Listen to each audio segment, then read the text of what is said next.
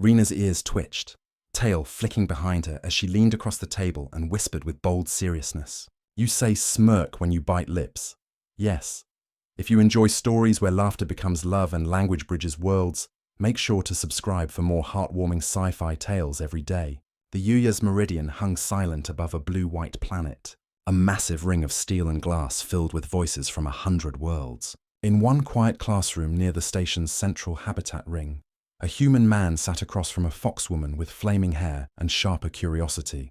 Her notebook was full of scribbles, half grammar, half doodles of tails and teeth. She had been studying English for months now, and somehow every lesson brought Elias Mercer closer to a nervous breakdown.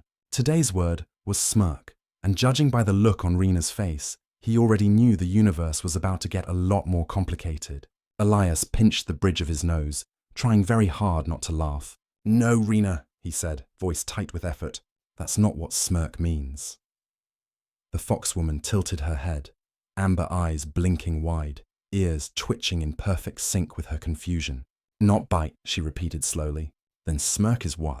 It's more of a facial expression, he explained, gesturing vaguely at his own mouth.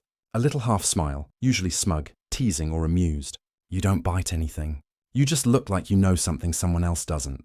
Rena's ears perked. Ah, she exclaimed, proud to have grasped at least half of it. So you smirk when you are sneaky. Close enough, Elias said, smiling despite himself. Yeah, sneaky works. Just don't go around biting your lip every time you think you're clever. People might get the wrong idea. She frowned in and thought, tail curling like a question mark behind her. Wrong idea. Never mind, Elias said quickly. Let's move on. But they didn't because Rena, as usual, latched onto the thing that amused her most. She turned toward him with an expression that could only be described as mischievous curiosity. Her sharp little fangs flashed as she attempted her first official smirk. The result was intense. Her lips twisted, her nose scrunched slightly, one eyebrow shot up, and her tail wagged so hard it nearly knocked over a data pad. Elias truly tried to be encouraging. That's something, he said carefully. She puffed her cheeks. No good. It's too much confidence. A smirk should be subtle, small. Try again, but like you're hiding a secret. Rena narrowed her eyes and leaned in close, face inches from his. Like this, she whispered, mouth curving ever so slightly. Elias froze. That one was actually perfect. Too perfect. He coughed and looked away, pretending to flip through his notes. Yes, that's exactly right. You've got it, Rena pinned proudly, her tail swishing in satisfaction. Then I am Smirk Master, she declared, grinning ear-tore. He chuckled. Let's not get ahead of ourselves. Their lessons always went like this. Chaotic, hilarious, and slightly dangerous for Elias's sanity. Rena's English had improved fast, but her personality was unstoppable. Every phrase became a puzzle, every idiom a trap she walked straight into with fearless enthusiasm. Earlier that week, she'd asked if butterflies in my stomach meant humans were sick from flying insects. The week before, she thought, break a leg was a literal threat. Elias had started keeping a list of her linguistic disasters, half for reference, half for entertainment. Now, as she scribbled notes furiously in her notebook, her handwriting wobbling with excitement, he found himself smiling more than teaching. There was something about her energy, untamed, bright, and entirely too honest for this sterile metal station. She noticed his grin and pointed at it suspiciously. You are smirking, she accused. He blinked. No, I'm smiling. Her tail flicked. You said smirk is small smile. You are small smiling. That is smirk. Not every small smile is a smirk, he countered patiently. A smirk usually means you're feeling clever or teasing someone. Then you are teasing me, she asked innocently. I know I wasn't. Elias sighed. Okay, fine. Maybe a little. Rena smirked again, this one deliberate playful. Then we both smirk, she said proudly. He gave up. There was no winning with her. After their session ended, Rena refused to leave right away. She lingered, pretending to pack her notes while watching him with that new dangerous smirk she just learned. Elias caught her staring more than once, each time pretending not to notice. Tomorrow, she said finally, we learn more human face words. Expressions, he corrected gently. And yes, expressions, idioms, gestures, all that. She nodded, her voice soft. I want to learn everything so I can speak like you. Something in that made his chest tighten. He smiled faintly. You're already doing better than most humans I know. Her ears tilted at that. Then I am human, Elias chuckled. Not exactly, but maybe the most human fox I've met. Her smile softened. Then I will keep trying. When she left, tails swaying through the door, the classroom felt strangely quiet. Elias leaned back in his chair, staring at the open notebook she'd left behind. On the last page, she'd written in blocky handwriting, "To smirk equals to smile was secret. Use when teasing Elias," he groaned. Oh no. And somewhere down the hall, he swore he heard her laughter echo, bright, musical, and entirely too pleased with herself. The next morning, she arrived early. Elias barely had time to sip his coffee before she appeared at his desk, tail wagging with predatory purpose. "Good morning, teacher," she said, lips twitching. "You look tired. Maybe you stayed awake thinking about my smirk." He spat his coffee. Her laughter filled the room again. Rena was unstoppable after that. Once she learned how to smirk, she treated it like a newly discovered superpower. Every morning, she walked into class with a new practice smirk, each one wilder than the last. "This one confident," she said one day, lowering her eyelids and tilting her head like a noir detective. Elias tried to stay serious. "You look like you're about to rob someone." Her ears twitched. "Then I must need more eyebrow." She raised both eyebrows so high they practically vanished into her bangs. Elias burst out laughing. Okay, tone it down. Smirking isn't an Olympic sport." But she took notes anyway. Literal notes. He peeked once and saw, "Smirk not too much eyebrow?" Not like criminal, more like teasing. She underlined teasing 3 times and drew a little doodle of herself wagging her tail next to it. Every lesson was like this. Grammar, vocabulary, pronunciation, all punctuated by Rena's endless curiosity and unintentional comedy. When she wasn't mixing up words, she was probably overusing them. Once during a conversation exercise with the ship's doctor, she had said, "You smirk well, doctor. Maybe too well. Very suspicious." The doctor had nearly choked on his tea. Elias had spent the rest of the day fielding questions about his unusual teaching style. Still, he couldn't stay annoyed. She made learning joyful in a way no classroom or manual ever could.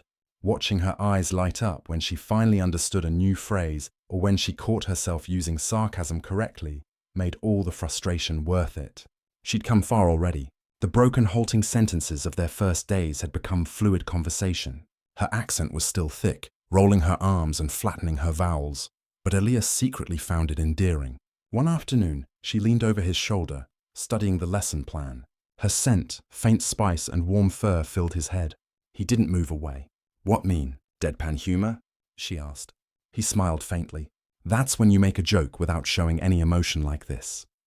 He put on his best blank face and said, "Your tail is very subtle today." Rena looked at him dead serious. "No, it is not." Then she realized. "Oh, that was deadpan," she clapped, delighted. "Exactly," Elias said, trying not to laugh. She sat back with her tail swishing proudly. "I learn fast. Soon I speak better than you." He raised an eyebrow. "Pretty bold claim," she smirked. "You teach me too well." And she had not just words, but nuance. Every day she picked up something new. How to joke, how to exaggerate, how to flirt without meaning to. And Elias, against his better judgment, enjoyed every minute. They started staying after lessons just to talk about human music, Foxworld customs, the ridiculous quirks of both species. Rena confessed she used to think humans had no tails because they were ashamed of them. Elias told her about idioms like silver lining and under the weather. She listened intently, sometimes leaning so close he forgot what the lesson was supposed to be. "Humans have strange sayings," she mused once. "You say cat got your tongue, but why cat? Why tongue?" Elias chuckled. "It's just an old phrase. It means someone can't talk." She nodded thoughtfully. "So when you look at me and forget words, cat got tongue." He froze. Her smirk spread slowly across her lips. "That was joke," she said proudly. He groaned.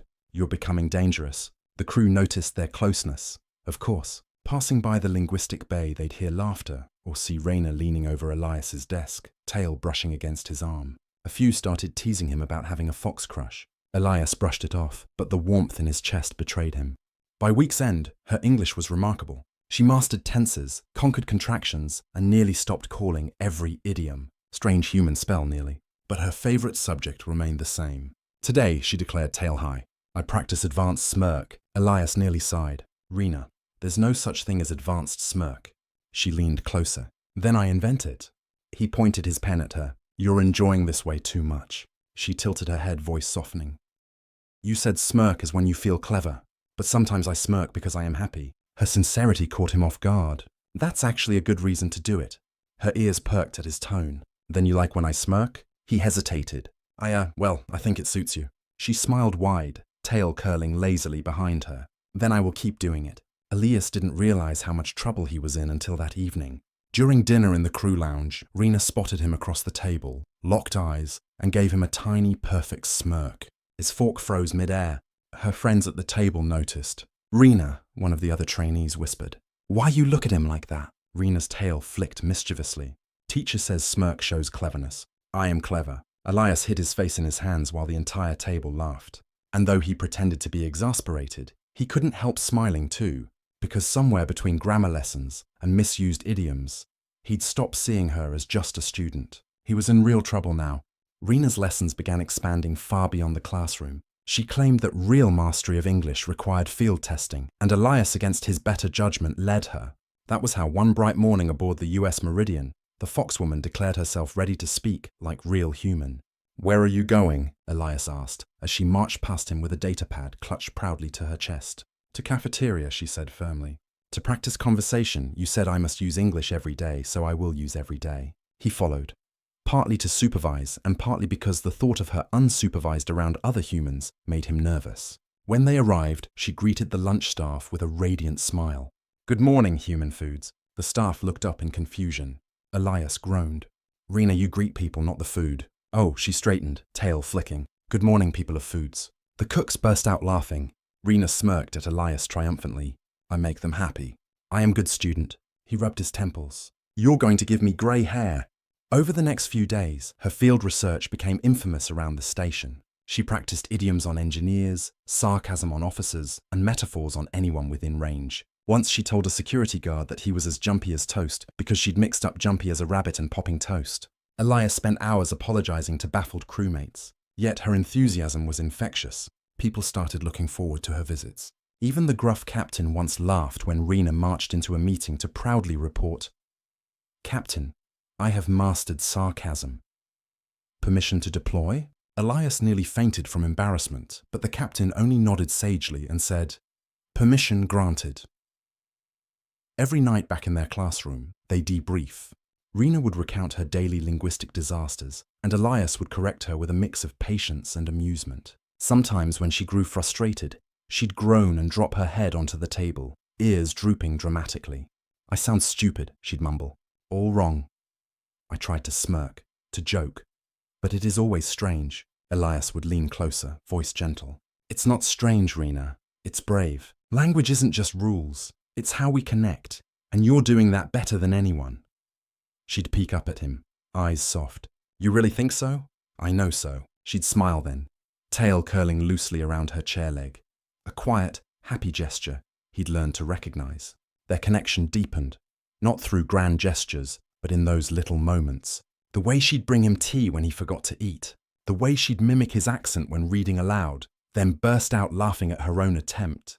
The way he'd start explaining idioms only to realize she already understood them, but just wanted to hear him talk. One evening, the power flickered across the station, dimming the lights. The two of them sat close at the table, candles flickering from emergency backups. Human lights are lazy, Rena said, squinting. Always go out when I read, he chuckled. Yeah, they have terrible timing. She tilted her head. Timing, like choosing when to do something. Lights should wait until we're finished before going out. Ah, she murmured thoughtfully. Like you and words. He blinked. What? She smiled faintly. You always wait before saying nice things. Then you say them when it is too late to hide. That made his heart skip. You think I hide things? Her ears twitched. Maybe. But I am learning to read faces too. The flickering light painted her in golden shadow, and for a heartbeat, Elias forgot to breathe. She looked ethereal, her expression soft, teasing but no longer childish. The smirk she gave him was quiet, intentional. He forced a laugh. I'll have to improve my timing then. Yes, she said simply, holding his gaze. You will. The next day she was different, more confident, more deliberate. When she smirked now, it wasn't random or forced. It was communication, pure and precise. A tilt of her lips meant, I'm teasing. A raised brow meant, I understand you. Sometimes a small private smile said, thank you. Elias noticed everyone. He was proud, truly proud, but also hopelessly distracted. Every time she smirked, he felt it somewhere deep, uncomfortably warm. Their lessons grew longer. She'd linger after hours, asking about slang, jokes, the difference between like and love. Humans love too easily, she said once, ears flicking uncertainly. You love food, love movies, love rain. Do you ever mean it? Sometimes, he said quietly. But when we do, it matters. She studied him in silence, tail curling tighter. Then I will learn that word last. That night, he lay awake thinking about it. By the week's end, her English exam was scheduled. Mr. Donald Kerry, the stiff representative from the Language Standards Division, would oversee it personally. Elias dreaded it. Carrie was everything Rena wasn't. Humorless, rigid, allergic to joy. When he told her, she didn't seem nervous. I will smirk at him, she said confidently. Please don't, Elias muttered. I will smirk perfectly. And from the way she said it, soft, proud, and with that knowing little smile, Elias began to realize she wasn't joking anymore. She wanted to show him she'd learned not just the word, but what it meant. That smirk wasn't just practice anymore. It was for him. The day before Rena's evaluation, the Meridian's language bay buzzed with quiet tension. Elias tried to act calm, pacing the room with a tablet in hand. But Rena saw right through him. You are nervous, she said flatly, flicking her tail against his leg. You walk in circles like chasing tail. He shot her a look. I'm not nervous. I'm mentally preparing, she smirked. Humans say that when they are nervous, he sighed, defeated. Okay, fine. Maybe a little. Kerry strict. He doesn't appreciate creativity. Rena perked her ears. Creativity is my favorite rule. Exactly what worries me, Elias muttered.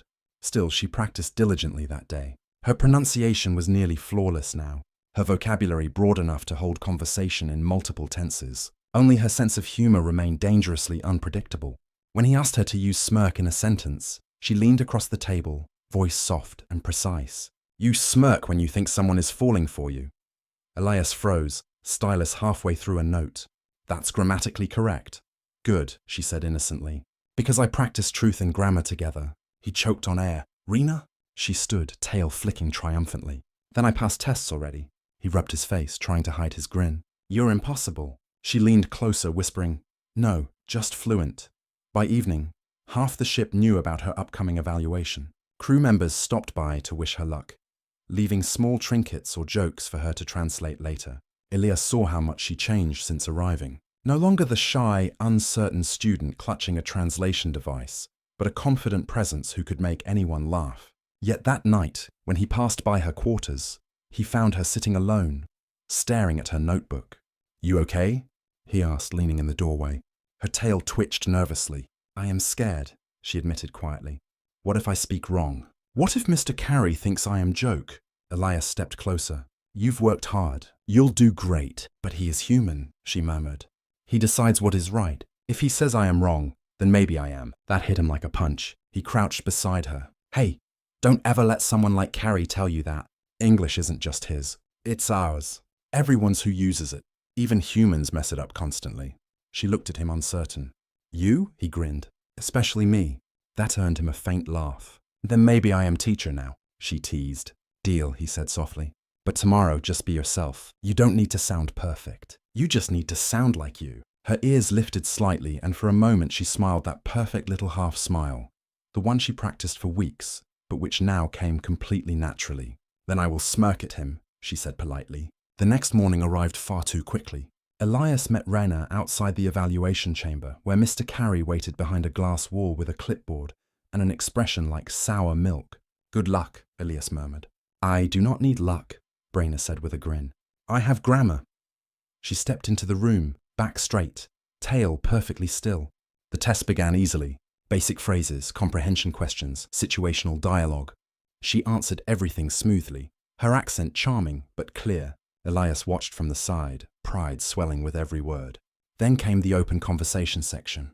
Carey adjusted his glasses. Describe something humans do that you find peculiar. Rena thought for a moment, then smiled faintly. Humans smile too much when they are sad. They pretend. It is strange but also kind. Even Carey paused, pen hovering. Interesting, he said stiffly. And what about the word smirk? Demonstrate its use. Rena turned her gaze to Elias as if the rest of the world had disappeared. She tilted her head slightly, one ear flicking, and said softly, A smirk is when you tease someone you like, because you know they understand. Then she did it small, confident, perfect. Elias felt it like gravity. The entire room seemed to pause. For a heartbeat, Carrie said nothing. Then his frown deepened. Incorrect. He barked, a smirk as self-satisfied, almost mocking. Not sentimental. The words cut sharper than he meant. Rena's ears fell flat. Oh, she murmured. Then I'm wrong again. Carrie scribbled a note and moved on, but Elias saw the light dim in her eyes. When the evaluation ended, Carrie gave his curt approval. Adequate progress, he said coldly, but her idiomatic understanding remains inconsistent. Elias clenched his jaw. She's fluent enough to make a poet blush. Carrie, maybe your definition's inconsistent. Carr's gaze narrowed. Your methods are unorthodox, Mercer. Be careful. They don't undermine results. He left without another word. As the door hissed shut, Rena sat quietly staring at her notebook. He said, I was wrong, she whispered. Elias sat beside her. He was wrong, but he is human. Language is his. Rena, he interrupted gently. Humans invented English, sure, but it doesn't belong to one kind of person. It changes with us, with everyone who uses it. He memorized rules. You learn meaning. She looked up at him, confusion flickering into curiosity. Meaning? He smiled faintly. You understood that a smirk isn't about arrogance. It's about connection. You got it right. He just doesn't know it. She studied him for a long moment. Then, she said slowly, lips curving again, I smirked correctly. Elias chuckled perfectly. Her tail swayed once, soft against his knee. Then maybe I teach him next time. He laughed quietly, shaking his head. I'd pay to see that. Rena leaned closer, her smirk returning, warm and full of life. He does not know what he misses, she whispered. But you do. Elias's breath caught. Her English was perfect, her timing flawless, and her smirk was lethal. Elias didn't say anything for several seconds. He just looked at her, really looked. The way her ears perked when she smiled. The way her tail swayed gently, matching the rhythm of her breath. There was no trace of the shy, uncertain student who had walked into his class months ago. She had grown into herself, confident, mischievous, and heartbreakingly fluent. Rena, he said finally, voice quieter than he intended. You did great in there. Don't let Carrie ruin it. She tilted her head. But he said I was wrong. He's wrong a lot. Elias said flatly. You'll learn something about humans. We pretend to be experts even when we aren't. She blinked. Even teachers. Especially teachers. That earned him a tiny laugh. She leaned her cheek into her palm, still smirking, though there was a tired sadness behind it. I thought when I learned English I would feel equal, but it still feels like there is a wall. Elias's expression softened. You don't need to sound human to be equal. You just need to be you. That's what language is supposed to do. Help people understand each other. Her gaze lingered on him. Then you understand me more than most, he said honestly. That seemed to reach her. The tension in her shoulders loosened. Her tail gave a slow, thoughtful sway. Then maybe I am not failing. Not even close. He smiled faintly. If anything, you're the best student I've ever had. She beamed. You say that to all your students. Only the ones who terrified the language division. That finally drew a laugh from her. Real, bright, and healing. Elias relaxed. The weight in the room lifted. They left the testing chamber together, walking the quiet corridor that overlooked the planet below. Through the wide observation windows, soft blue clouds drifted across oceans that glowed faintly in the planet's dawn light. Rena pressed a hand to the glass, eyes reflecting the horizon. Pretty, she whispered, like home. Different colors, but same feeling. What was it like? Elias asked. She smiled wistfully. No stations, no noise, just forest and wind. We learned words from scent, not sound. When I came here, I was afraid words would break me apart. He glanced at her, surprised by the honesty. And did they? Almost, she said softly. Then she turned, her golden eyes finding his. Until you helped me use them. Elias felt something tighten in his chest. You didn't need me, Rena. You just needed time. She shook her head. No, I needed someone who did not laugh when I failed. Someone who listened to meaning instead of mistake. There was silence, a long, gentle silence that either of them wanted to end. The hum of the station was distant, the glow from the planet soft across her fur. You're something else. You know that? He said finally. I know many things now, she said proudly. Grammar, idioms, smirking, teasing, and humility clearly. She grinned. Not yet. Elias laughed. But when her tail brushed slightly against his arm, it wasn't playful this time. It lingered, warm and deliberate. He turned, finding her closer than he expected. I have question, she murmured. Shoot. When humans say reading between lines, they mean understanding what is not said. Yes, exactly. Then maybe you read between my words too much. He blinked. What do you mean? Her eyes softened. Maybe I don't hide meaning. Maybe I say it just differently. Elias's heartbeat stuttered. Rena. She looked up at him, ears tilting forward in quiet challenge. Do you understand me now? He wanted to answer, to make a joke, to diffuse it with something clever. But instead, he just nodded slowly. Yes, he said. I think I do. Her smile grew small and real, the kind that wasn't rehearsed or practiced. Then maybe we both speak language now. They stood like that for a while, the human teacher and the vulpine student. Two different worlds, joined by a single word, a shared silence, a mutual understanding. And then, of course, she ruined the moment in the most Rena way possible. Also, she said, breaking the tension with a teasing lilt. You still smirk wrong. He laughed. Oh, really? Yes, too slow, too gentle. She stepped closer, tail curling slightly around his leg. Let me show you. Elias opened his mouth to protest, but she had already done it.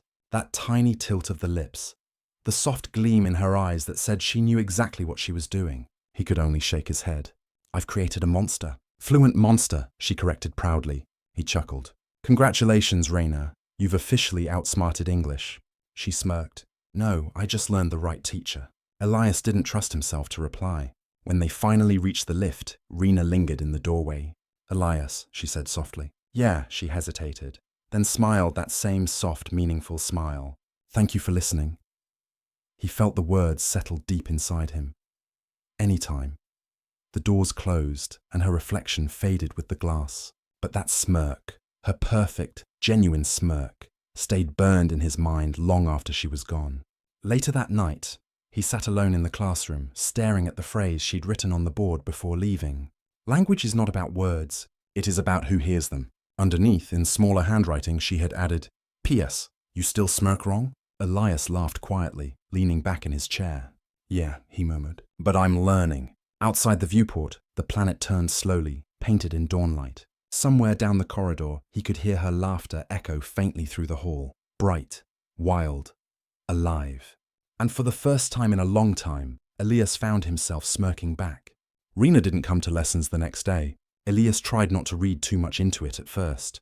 Maybe she'd overslept, or maybe she was off charming some other crew member into correcting her vocabulary again. But by midday, he found himself checking the clock every 5 minutes. Her laughter usually filled this room by now.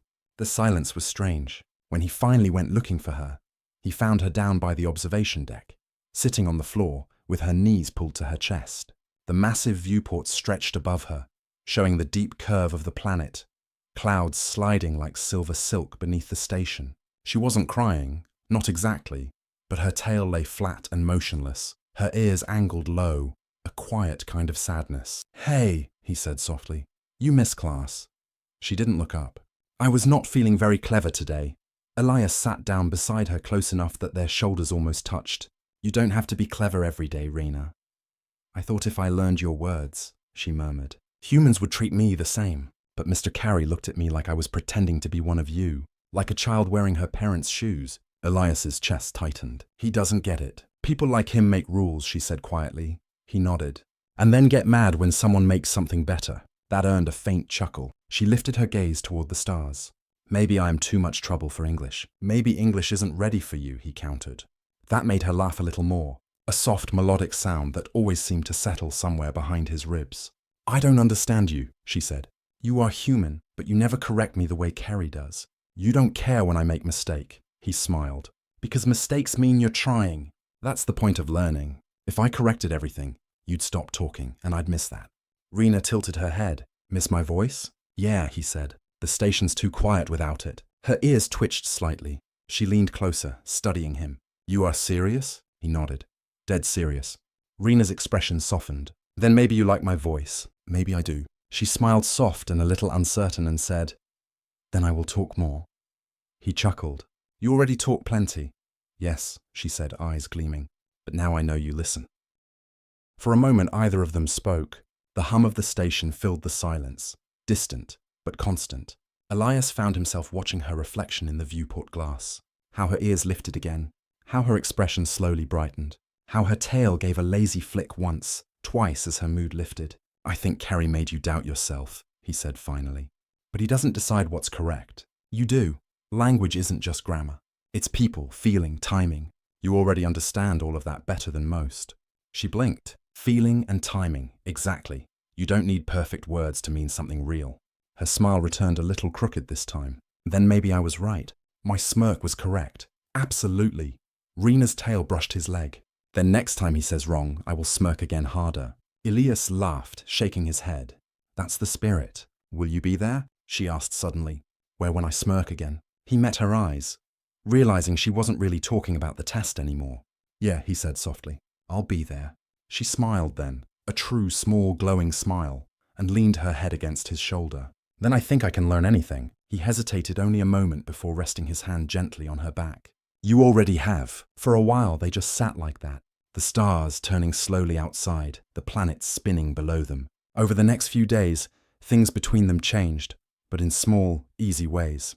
She still teased him mercilessly in lessons, still twisted idioms into nonsense, but her confidence had returned. And Elias, he stopped pretending he wasn't enjoying her company more than he should. Once as they shared lunch in the lounge, she said, You chew food loud when you think. He blinked. What? You always chew slow and stare at walls when you are thinking. I learn your habits. You're studying me now. Yes, she said proudly. Field research, he laughed. What's the hypothesis that human teachers are strange? She said matter-of-factly. Accurate, he admitted. She smirked, but kind. He looked up at her then, and something unspoken passed between them. Familiar, warm, inevitable. From that day on, her smirks carried something different. They weren't jokes anymore or mimicry. They were hers, fluent, expressive, full of life. Sometimes she'd catch his eye in a crowd and smirk just enough to make him forget what he was doing. Other times, when she laughed too hard at one of her own misused idioms, he'd smirk back just to watch her tail fluff up in mock annoyance. They were learning each other now line by line, word by word. And when he caught her doodling in her notebook one afternoon, a sketch of a fox and a human sitting under stars, he didn't tease her about it. He just smiled because she'd written something underneath it in perfect flowing English. We speak the same now. A few days later, Mr. K's report arrived on the terminal. Elias skimmed it quickly. Subject demonstrates unconventional but functional fluency. Emotional comprehension high. Recommend further observation. He smirked. Unconventional but functional. Sounds about right. Behind him, Rena peeked over his shoulder. Does he still think I smirk wrong? He didn't mention it. Elias said, Maybe you broke him. She grinned. Then I am best student. You always were. Rena tilted her head, eyes sparkling. Then maybe I am done learning. He hesitated, then shook his head. Language never stops teaching you. She smiled at that, then leaned close enough that her breath brushed his ear. Then you must keep teaching me forever. Elias froze, and before he could answer, she smirked. Slow, confident, perfect. The next few weeks blurred together in a kind of quiet wonder. Lessons had turned into conversations, and conversations into something far more natural and far more dangerous to Elias's peace of mind. Every morning, Rena arrived early, tails swishing in anticipation, pretending it was to review vocabulary. But he noticed the way her ears perked when she saw him, the way she lingered by the door before leaving, as if saying goodbye had suddenly become too small a word. He told himself it was nothing. Teacher and student, human and alien, two friends sharing language. But the way she looked at him sometimes made all those logical categories fall apart. That night, the station drifted in silent orbit, its hull glowing faintly against the black. The linguistic bay was empty except for them. Lights dimmed to half bright, Rena had insisted on extra practice before her next communications assessment. Repeat after me, Elias said, tapping the tablet. I smirked because I knew something they didn't. Rena's pronunciation was flawless. I smirked because I knew something they didn't. Good. Now, what does that sentence mean? She smiled faintly. It means I am clever. He chuckled. Not wrong, but it also means you understand something deeper. Maybe even something secret. Her tail flicked thoughtfully. Then maybe I know something you don't. He raised a brow. Oh, and what's that? She leaned closer, her voice almost a whisper. That you smirk more now. Because of me. Elias blinked, completely unprepared. I do not. You do, she insisted, her ears angling in amusement. Every time you think I am funny, or when you try not to look at my tail, Irina. Her grin widened, dangerous and delighted. Ah, he blushes. Proof. He groaned, burying his face in his hands.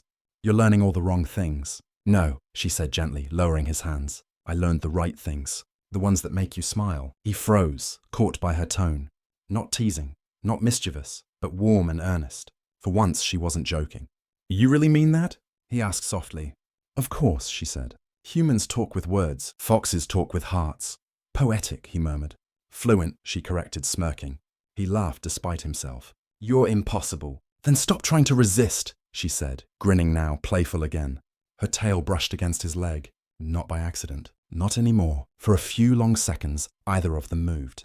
The faint hum of the life support systems filled the silence, the stars outside drifting like slow silver dust. Elias felt the world narrow to the space between them, to the soft gleam in her eyes, to the flicker of warmth in his chest that had been building for months. He told himself it was just friendship, just mentorship. But standing here now, he knew better, Raina, he began. Careful, cautious. You know this can't. She tilted her head. Can what be more than this? Why? He hesitated. You're my student. Her ears flicked forward. Not anymore. Mr. Carey said, I am fluent. He winced. That's not what I meant. Then what do you mean? She pressed. He struggled for words. The irony not lost on him. It's complicated. Her tail swished slow and deliberate. Language is complicated too, but we learned it. He smiled faintly, helplessly. You're using my own lessons against me. Good student, she teased. Too good, he murmured. She stepped closer, her voice softening. You taught me to understand meaning behind words. So tell me, what is the meaning when you look at me like that? He didn't answer. Couldn't. He only met her gaze, the silence between them saying everything words couldn't. Raina smiled small and certain. I thought so. Then she did what only she could make seem both mischievous and tender. She smirked perfectly. The motion was tiny, but it hit him harder than any speech ever could. Every lesson, every joke, every moment they'd shared seemed to live in that single look. Understanding, gratitude, affection. Elias exhaled slowly. You're dangerous with that expression. She tilted her head. You like dangerous? He laughed softly. Yeah, maybe I do. She stepped close enough that he could feel the faint warmth radiating off her fur. Then she whispered, Teach me what comes next. Elias's voice was barely a murmur. There's no lesson planned for that. Then we make one, she said. Her hand brushed his hesitant but sure, fingers threading with his. It was simple, human, universal, and it felt right. They stood like that for a long time, watching the planet turn beneath them. Two learners, two translators, no longer separated by language or fear. When she finally spoke again, her voice was soft, playful again, but gentler than before. You know, she said. You still smirk wrong. He grinned. Yeah, She reached up and tapped the corner of his mouth with a clawed fingertip. It's supposed to mean something like this. Then she kissed him, brief, light, and warm as sunlight. Elias forgot every rule he'd ever known about teaching, language, or decorum. The universe outside could have burned, and he wouldn't have noticed. When she pulled back, her eyes sparkled. Better, she whispered. Now you smirk right. Elias laughed, quiet, amazed, a little dizzy. Guess the student surpassed the teacher. Rena's tail curled around his waist like an exclamation point. Good, she said softly, because I am tired of lessons. I just want conversation. And so they talked about words, about home, about anything and everything until the lights dimmed and the world outside slipped into shadow. Neither of them noticed when the automated system logged the end of their lesson. When the morning cycle lit the corridors of the meridian, everything looked the same, but everything felt different. Elias had expected awkwardness. Instead, Rena greeted him with a grin and a casual, "Good morning, teacher who is no longer teacher." Her tail flicked behind her like punctuation to every word. He blinked. "That's your new title for me?" "Yes," she said with mock solemnity. "It is long but accurate. You can shorten it to Elias." He smiled. "Generous of you." They shared a quiet breakfast in the commissary. A few crew members gave them curious glances, but Rena was too busy trying to figure out why humans called coffee black. "It is not black," she said, peering into the cup. "It is very dark brown. Should be called sad brown water." "That's fair," he admitted. She sipped grimace, then smirked. "I think I like it." "Of course you do," he muttered, hiding a laugh. Their routine continued, but now every moment carried a new kind of ease. Rena's English had gone from practice to natural. Her mistakes became jokes. They shared, her curiosity less frantic, more confident. When she helped translate a new species dialect for the station linguistics team, even Carrie had to send a tour commendation. Rena framed it on the classroom wall right next to her doodles of tales and idioms. "Proof I am genius," she announced. "You're insufferable," Elias said fondly. "Fluent word," she replied, clearly proud of herself. But between the teasing and laughter, there were still quiet moments. Evening spent watching the stars, her head resting against his shoulder, his hand unconsciously tracing small circles against the soft fur at her wrist. They didn't call it anything. They didn't need to. Language wasn't the only thing she had mastered. One night, as they sat watching the shuttle lights drift through orbit, Rena spoke suddenly. "Do you ever think about going back to Earth?" she asked. He shrugged. "Sometimes. Haven't been in years." "What stopped you?" Elias smiled faintly. "The station needed linguists, and Earth already had enough of me." She frowned at that. "You think too small of yourself." He looked at her amused. "And you think too highly of me." She tilted her head. "Then we balance." He couldn't argue with that logic. Rena turned back to the stars, ears tilting forward. "I think sometimes humans and foxes learn the same way. You say trial and error. We say scratch and sniff." He laughed, caught off guard. "That's adorable." She nudged him. "It is science." And then more softly she added, "You never laughed at me." "Only with me. I think that is why I learned so fast." He felt a warmth rise in his chest. "That's because you were never a joke, Rena." She smiled gently. "Then why did you laugh when I said human smirk like constipated fox?" "Because that was funny," he admitted, grinning. "See?" she said, triumphant. "Educational humor." Their rapport had become legendary around the station. The crew began calling them the wordsmiths. Engineers would drop by just to watch Rena debate idioms with Elias, betting on who would break first. She always won. But underneath all the laughter, there was something deeper growing, unspoken, steady, unshakable. Elias felt it whenever her hand brushed his, when she'd leaned close to whisper translations in his ear, when her tail occasionally wrapped around his chair without her even realizing it. They never talked about what they were. Maybe because either of them wanted to put boundaries on something that had been built by breaking them. Still, everyone could see it. Even Mr. Kerry, unfortunately. He arrived on the station again 2 months later, grey and impatient as ever. Elias knew trouble the moment he saw that clipboard. "Officer Mercer," Kerry said in his nasal tone. "I've reviewed your student's progress." "Former student," Elias corrected lightly. "She's part of the staff now." "Precisely my concern," Kerry replied. "Her use of English has become casual, far too idiomatic. She's even teaching colloquialisms that don't exist." Elias smirked. "That's how languages evolve." Carrie's eyes narrowed. "Languages don't evolve through flirtation." Elias blinked. "Excuse me." Carrie tapped his clipboard. "I've reviewed her recorded lessons, the tone, the intimacy." "Hold on," Elias said sharply, stepping forward. "You're implying I'm observing," Carrie interrupted, "that your student seems more invested in you than in the curriculum." Elias clenched his jaw. "She's invested in learning. I care that she feels safe doing it." "Your judgment may be compromised," Carrie said coldly.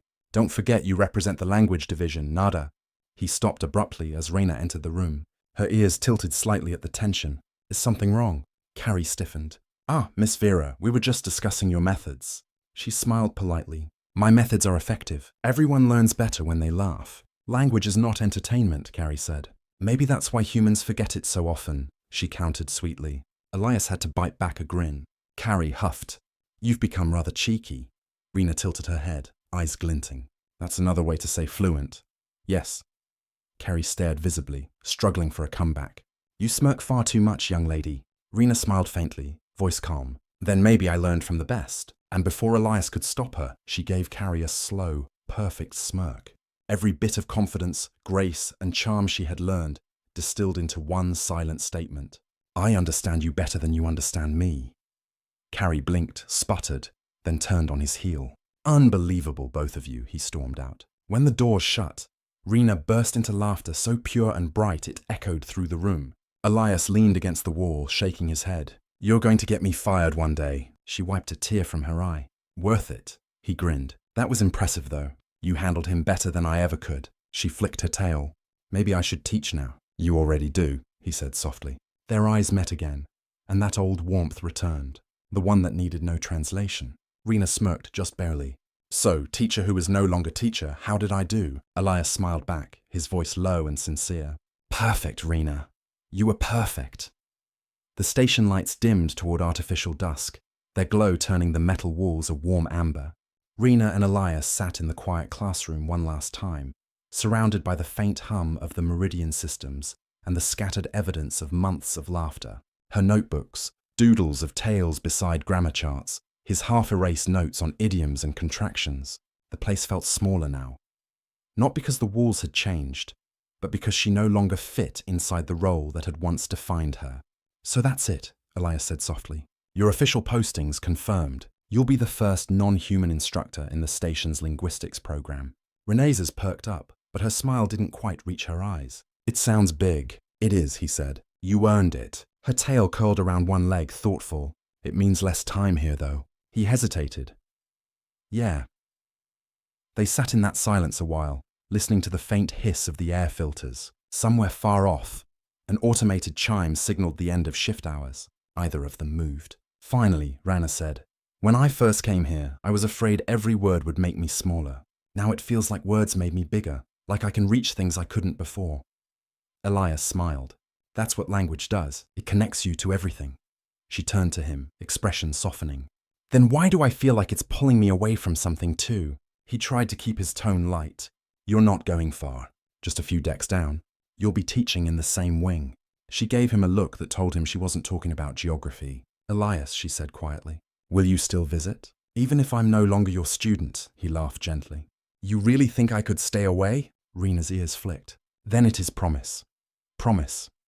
Her first class began the next week. Elias slipped in at the back of the lecture hall, trying not to draw attention. She stood at the front in a crisp new uniform, her posture proud, tail perfectly still in focus. A dozen mixed-species students watched her with varying degrees of curiosity and nervousness. She began simply, Hello, I am Instructor Vera. Today we learn the most important rule of language. She turned toward the board and wrote in large flowing letters, Don't be afraid to sound wrong. The class chuckled. Elias smiled, leaning back in his chair. She caught sight of him briefly, and without missing a beat, smirked, small, knowing, and entirely hers. Then she continued the lesson. It was the most natural thing in the world. Afterward, he found her in the corridor outside, the crowd of new students buzzing around her, full of excitement. She looked radiant, confident in a way she hadn't even months ago. When they were finally alone, she tilted her head. Did I sound like teacher? Better than I ever did, he said. You didn't even need notes. I just remembered how you spoke to me, she said with a small shrug. Kind, patient. Too many coffee cups, he laughed, accurate. Her ears flicked shilly. Still, I worried I might smirk too much. Impossible, he said. She stepped closer, her tail curling lightly behind her. You always say that, because it's always true. There it was again.